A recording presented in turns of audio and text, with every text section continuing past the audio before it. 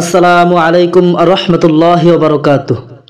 ইন্নাল হামদুলিল্লাহ ওয়াসসালাতু ওয়াসসালামু আলা রাসূলিল্লাহ, আম্মা বাদ। প্রিয় ভাই ও বোন, আশা করি আপনারা সকলেই ভালো আছেন। আলহামদুলিল্লাহ, আল্লাহ সুবহানাহু তাআলার অশেষ মেহেরবানিতে আমি অনেক ভালো আছি।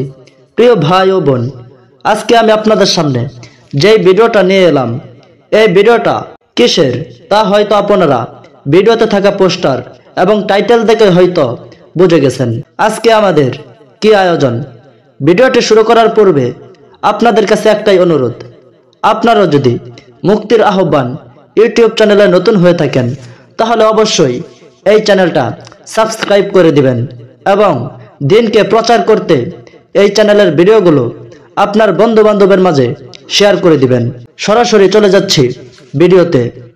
শবে কদর এর ফজিলত ও শবে কদরের রাতে কি কি করণীয় এই সম্পর্কে। শবে কদর কথাটি ফার্সি, এর আরবি অর্থ হলো লাইলাতুল কদর। সব ও লাইলাত শব্দের অর্থ হলো রাত, আর কদর শব্দের অর্থ হলো মহার্র ও সম্মান। এ রাতের মহার্র ও সম্মানের কারণেই একে শবে কদর বা লাইলাতুল কদর বলা হয়, কিংবা কদর শব্দের অর্থ তাকদির ও আদেশ। এ রাতে যেহেতু পরবর্তী 1 বছরের হায়াত, মউত, রিজিক প্রভৃতি যাবতীয় বিষয়ের তকদির লেখা হয়, অর্থাৎ লৌহে মাহফুজ থেকে তা নকল করে সংশ্লিষ্ট ফেরেশতাদের কাছে সুপর্দ করা হয়, তাই এই রাতকে শবে কদর বা লাইলাতুল কদর বলা হয়। লাইলাতুল কদর এর ইবাদত 1000 মাস ইবাদত করার চেয়েও শ্রেষ্ঠ। সূরা কদর।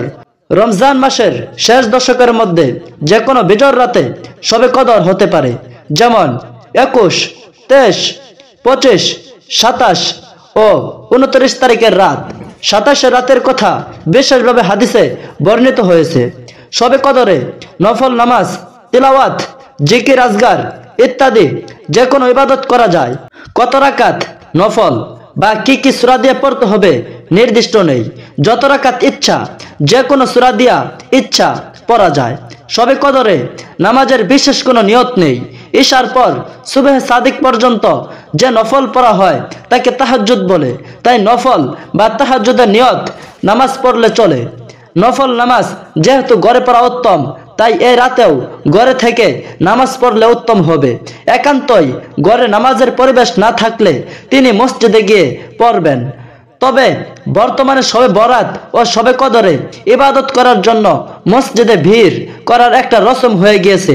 এর ভিত্তিতে কোন কোন মুফতি শবে কদর ও শবে বরাতে ইবাদত করার জন্য মসজিদে একত্রিত হওয়াকে মাকরুহ ও বিদআত বলে ফতোয়া দিয়েছেন। তাই যত সম্ভব ঘরেই ইবাদত করা উত্তম হবে। আল্লাহ সুবহানাহু তাআলা আমাদের সকলকেই শবে কদরের রাতে বেশির থেকে বেশি আমল করার জন্য তৌফিক দান করুক। আমিন সুম্মা আমিন। ওয়া আখির দাওয়ানা আনিল হামদুলিল্লাহি রাব্বিল আলামিন।